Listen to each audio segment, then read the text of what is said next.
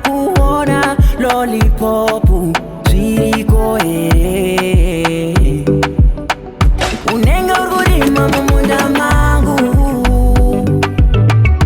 mune matimba mumunda mangu. Unenge urkurima mumunda mangu, mune matimba mumunda mangu. Asi handina prufu ndakukupa side eye, ndakatarisa neziso remukuona pane munhu wadonha, ndatadza kuzviona. First thing pauraiwa huku bandianadya zvidya, ndiani ari kupakurirwa achiti mazvita. Imbwa yangu haicharume yajaira munhu, pane ari kusempla unge ndaburitsa bhama. Uchiri wangu here switi ndiudze uri wangu, oro huku yakachekwa hazi makadzi angu. Unenge uri kurima mumunda mangu, sawi zviri kundirwadza mwoyo mangu chewe. Unenge urkurima mumunda mangu,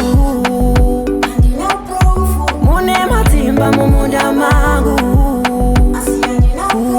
Unenge urkurima mumunda mangu,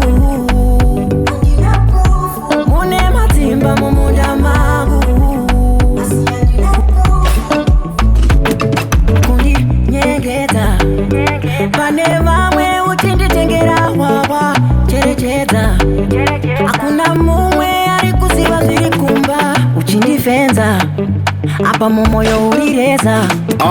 Kondianamborongedza mba mangu, uri kuwarizwa kangani kombedha wangu. I think wawa musika wangu, ratumbuka ndomva ratanwa ruva rangu. Ndakugogodza ndepinde mumba mbangu, kubvunzwa vhiza ndasvika munyika mangu. Ndisipo iri kurira ngoma pangu pangu, ari kubolonja pazvinhu zvangu.